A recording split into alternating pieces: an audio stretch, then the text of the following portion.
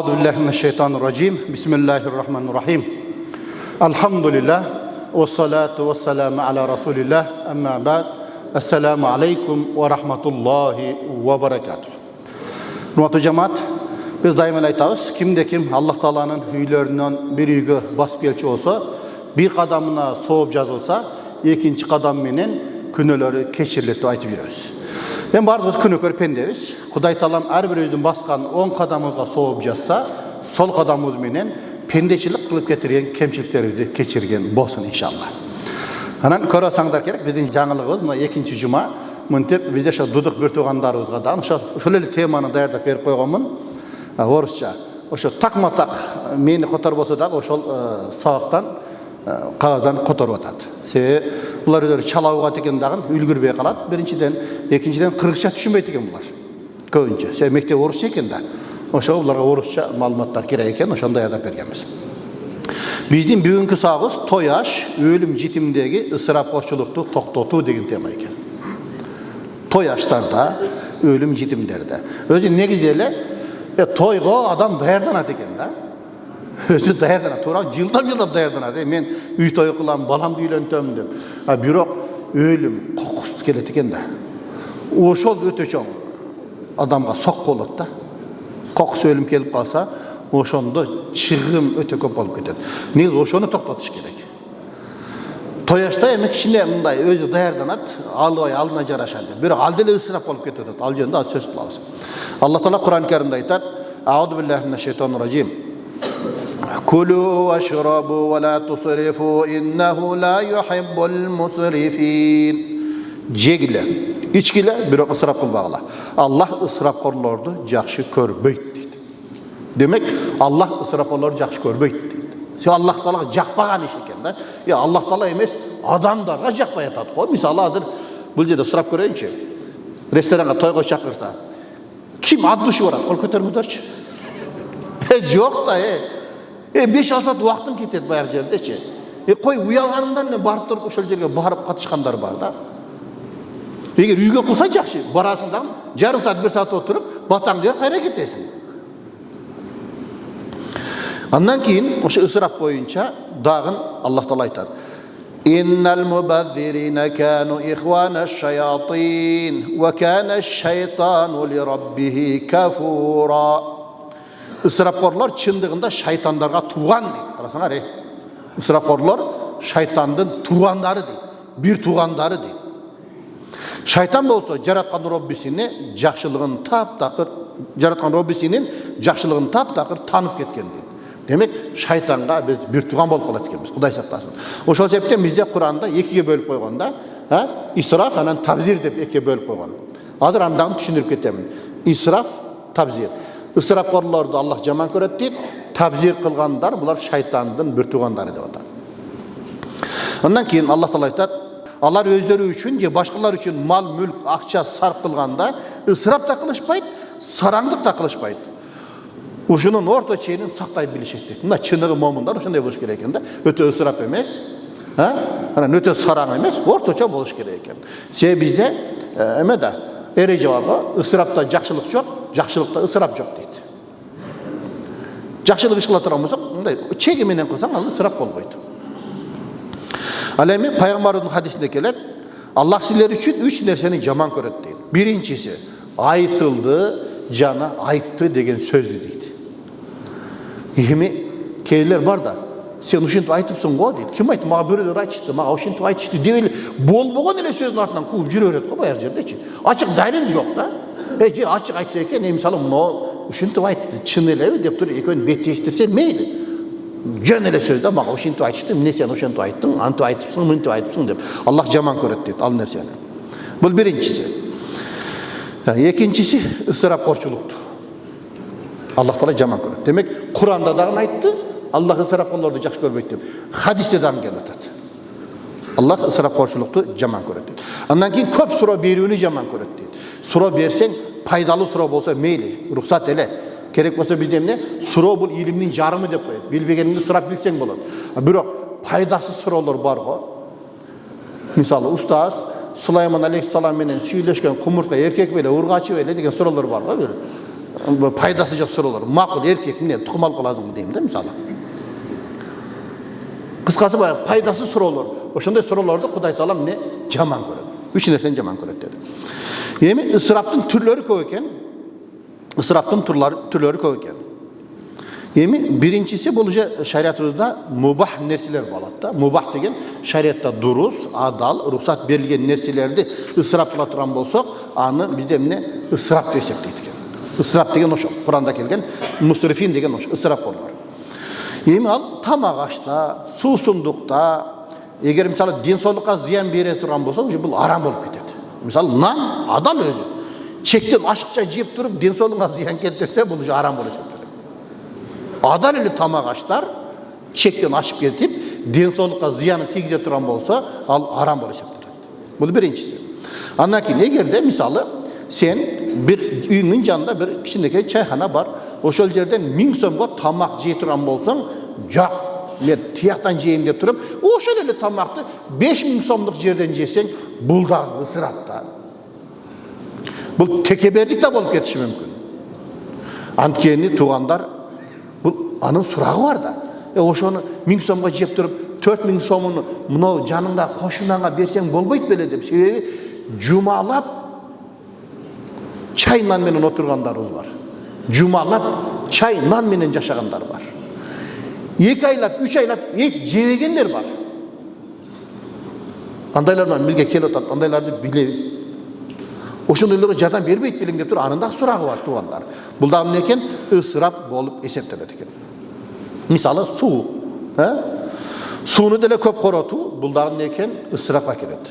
Ошондуктан мен дайым айтам да, туура краник бар, краник болсо да ошону мисалы бурап, колго суу алып туруп, ошону үнөмдөш керек. Шырылдатып агызып коет дагы ошентип, мисвакты тартып отургандар бар да баягы жердечи. Суу шырылдап эле кетип атат да баягы жерде. Ысырап Кудайдын атынан жооп беребиз. Ошого мүмкүн болушунча мен айтат элем, үйдө деле ошол ванна бар, бар, кумганга суу алып алсак, ошо эң үнөмдүү экен да. Баягы кумганды мындай колго суу алып туруп, ысырап болбойт экен да, ылайыгын алабыз. Мисалы, пайгамбарыбыздын ошол дарат алган идишин көрсөңүздөр, ошо 700 грамм эле экен. Ошо 700 граммга, миллиграммга пайгамбар дарат алган экен. 3 литрге гусул кылган экен. А биз даратыбызга 10 литрге жетпей калат го баягы жерде. Ысырап кочулат да бул.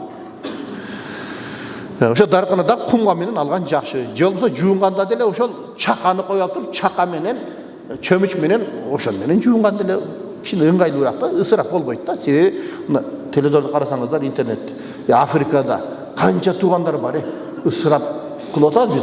Алар сууга жетпегендер канча, ылайыкка сууда эртеден кечке кезике тургандар канча баягы жерде. Бул дагы эмне экен? Өзүнчө бул ысырап болот экен. Кудай Таала мөз сактасын. Анан светти деле, чыракты түндөп күндөп 24 саат өчүрбөй таштап коюу. Бул дагы ысырап.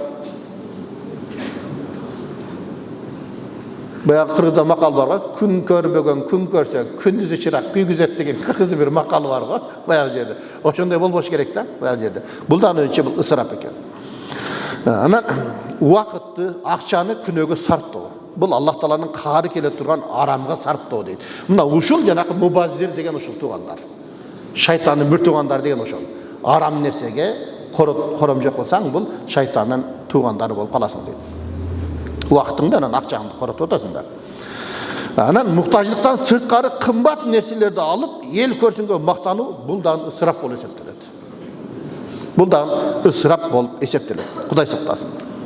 Мисал катары айта кете турган болсок, мисалы үйлөнүү тойлор бар. Үйлөнүү тойлорду кылып атат бул жерде.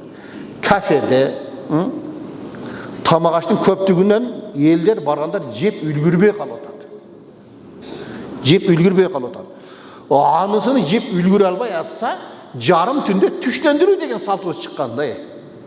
О түштөндүрүү түштө болуш керек. О жарым түндө каяктагы түштөндүрүү. Ал кафедеги койгон биринчи, экинчини жеп ал батпай атат, ошону жеп үлгүрө албай атат. Дагы түштөндүрүү да баягы жерде. Анысы дагы досторунан түштөндүрүү, аяштарынан, бир туугандарынан деп, бул ачка калган жок да азыркы заманда. Бул дагы эмне? Ысыраптын түрлөрүнөн. Кудай Таалам өз сактасын. Мисалы аны үйүнө алып кетип, барып ал жерде жей албай сасытып койгондор канча? Ысырап да ошол, ысырап да бул. Же үлгүрө албайт. Мысалы азыр ақсақалдар, мысалы ақсақалдардан сұрап көрейік, жұмасына құр емес 3-4 тойға барып тастар ма? Мысалы жұмасына 3-4 тойға барасыздар, а? Екеуі жоқ дегенде. Ал жерден алып келіп, ошо мұздатқышқа салып қойып, жеп үлгірелік екіншісін алып келеді. Ол желбей қалып кетеді баяғылар. Құдай сақтасын ошол нәрселерден. Андан кейін ошо кафеге барғанда, ошол ысыраптың дагы бир түрү 5-6 саат адамдардың уақытын алып отабыз туғандар. Бұл дагы ысырап та. Ысырап. Сенен уялғаннан ошолар келіп жатады да баяғы жердечи. 5-6 саат жөн эле уақыт кетіп отады. Уақыт эч качан артқа қайтпайды. Уақыт ең қымбат нәрсе. Баасы жоқ анынча. Ошо 300 адамды 6 саат қармасақ, 6 саат адамды 300 адамға көбейте берді. Ошонча адамдын уақытын біз қармағандығымыз үшін Құдайдың астында анын деле жоопкерчилиги бар. Анын деле сурагы бар. Ошо көпчүлүк. Мисалы, Чубак устаздын деле айткан сөзү бар го. Мен барам дагы уақыт кетирбейм, биринчи тамагын ичип туруп эле баягы дуа кылып туруп мен чыгып кетем деген сөздү уккансыздар да, туурабы? Өзү бир эле тамак жетет өзү, негизи чындап карагандачы. Эми элестетип көрүңүздөр. Анан ошол жерде 5-6 саат неге деп айтам? Себеби саат 5ке чакырса, саат 7-де башталат. Элдер 5-те башталбайт да, бардыр 7-ге барат. Мисалы, биз эгерде 200 адам чакырган болсо, 30 адам атайын шашпастан 7-ге келдиби, 170 адамдын акысына кирген болот дагы ысырап кылып жооп берет. 170 адам үчүн жана атайын кечирип келген 30 адам жооп берет кыяматта Аллах Тааланын астында. Анткени ошолордун убактын алды булчу. Себеби ошол 30 адам келсе, анан кийин тойду баштайбыз деп туруп, алар күтүп отуруштугу бул чоң күнөөлөр катарына кирет. Эми элестетип көрүңүздөр. 170 кишинин 2 саатын эсептегенде 20.400 минута болот экен. Ошончо убакыт үчүн кыяматта биз жооп берет экенбиз.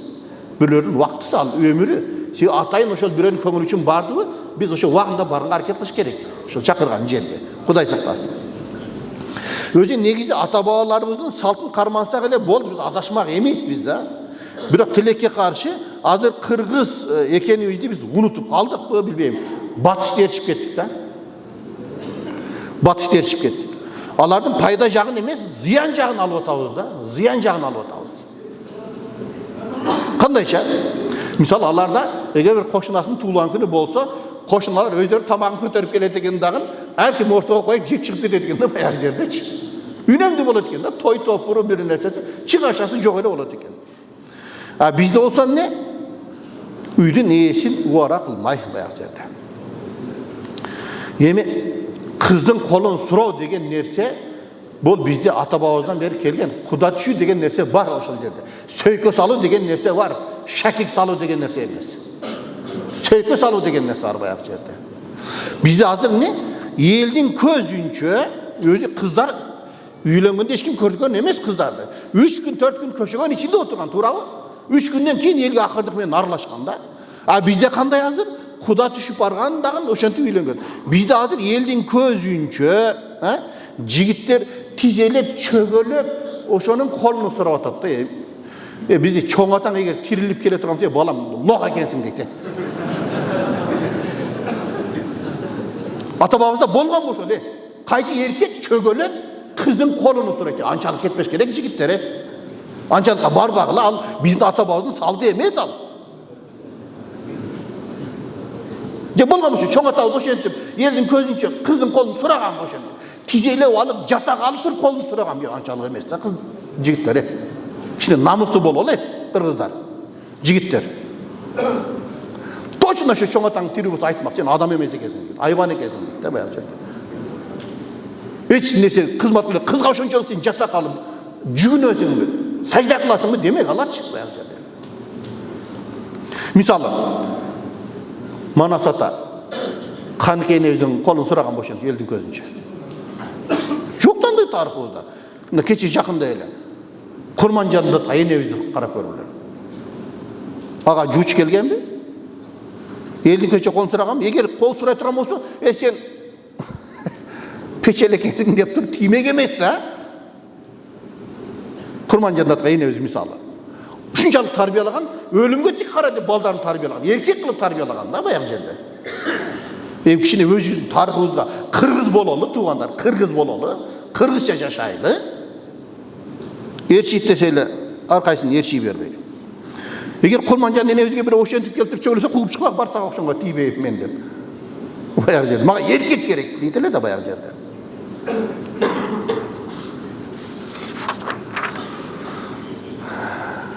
Еми азыршы енесін отырғызбаған лимузинге еш қызмат қылы елек қыздарды отырғызып отады. Лох. Енесін отырғызса бола беле ошаға? Атасын чоң енесін отырғызса болмақ ошаға? Ақша қоратып. Вертолетқа отырғызып отады. Енесін отырғызған емес ошол балачы. Атасын отырғызған емес вертолетқа. Вертолетқа отырғызып отырып қолын сырып отады. Бұл қандай? Бұл ошоны тура дейсің әлбі мысалы.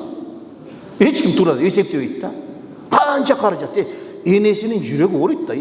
Садағын кетейін. Мені отырғызсаң болмақ. Ешбір қызматыңды қыл елек. Сенен бір насқыңды жуып өрлік қызды вертолетқа неге отырғызасың деп айтады ішінен бәрі бірші. Сен аял заты табиғатынан ошондай екен да. Табиғатынан атандаштық деген нәрсе бар.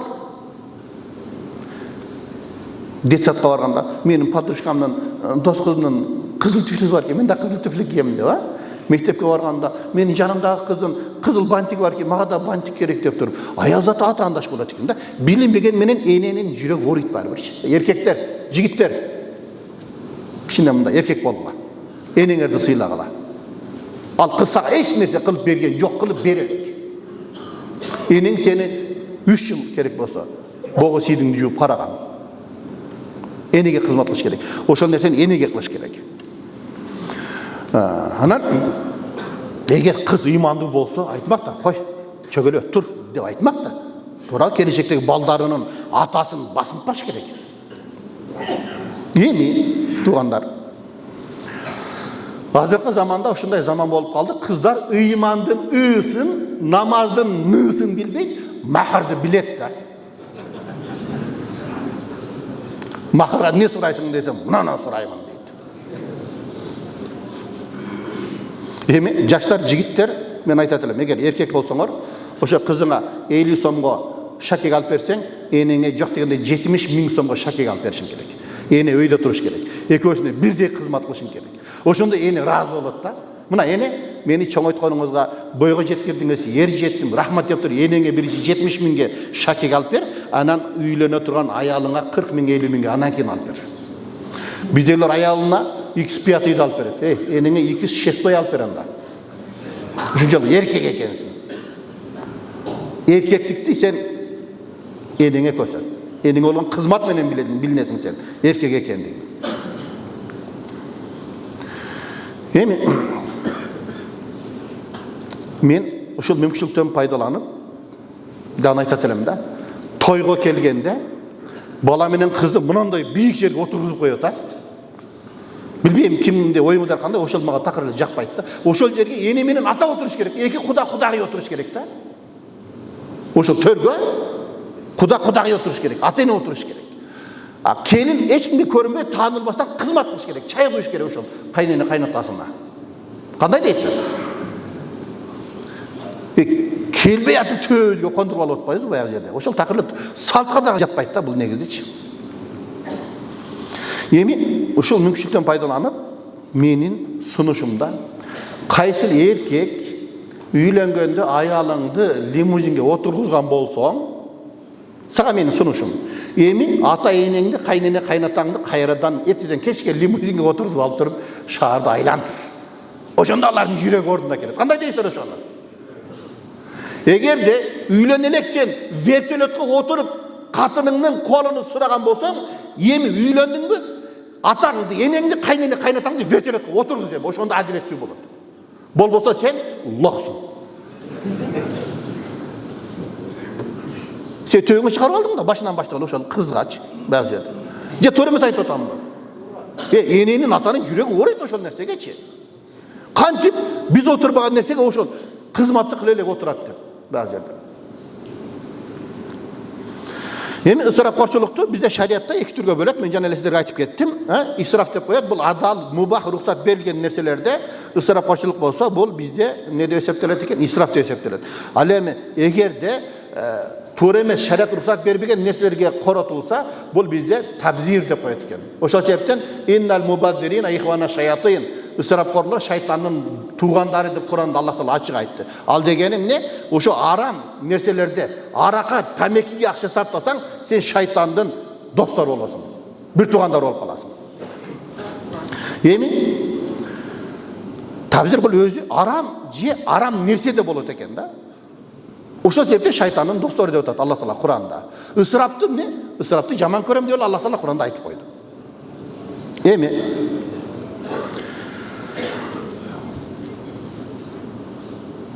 күнөө баңгизаттарга, арактарга, ичимдиктерге акча сарптоо бул өзү эмне? Ысырапкорчулук. Бул адамдын өзүнүн жүрөгүнө дагы жакпайт.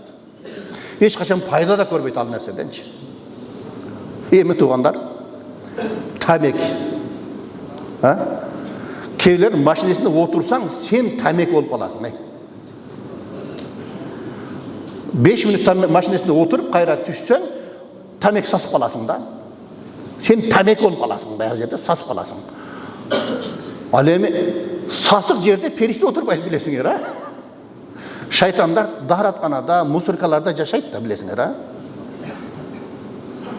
Эми элестетип көргүлө. Жанагы ошо бирөөнү айтты эле. Bir akındардың birisi.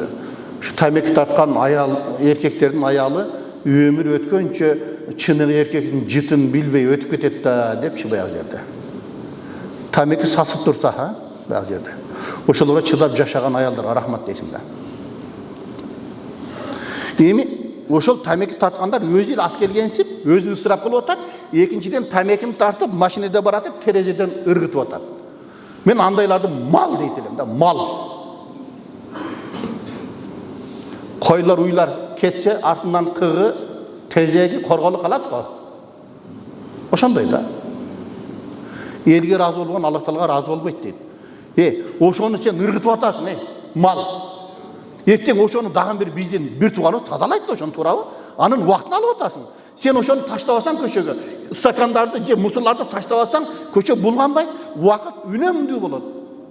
Vakıtı da ısırap bolot. Misal köçede oşol özüne bir ağabız, inimiz, ejemiz, enemiz, atabız tazalap atat oşol köçönü. Alların vaktindagi ısırapka türtüp, alar üçün dagı жооп берет, Кудай сактасын. Мына ушундай bir туура эмес иштер ысырапта көп экен туугандар. Кудай Таала өзү сактасын.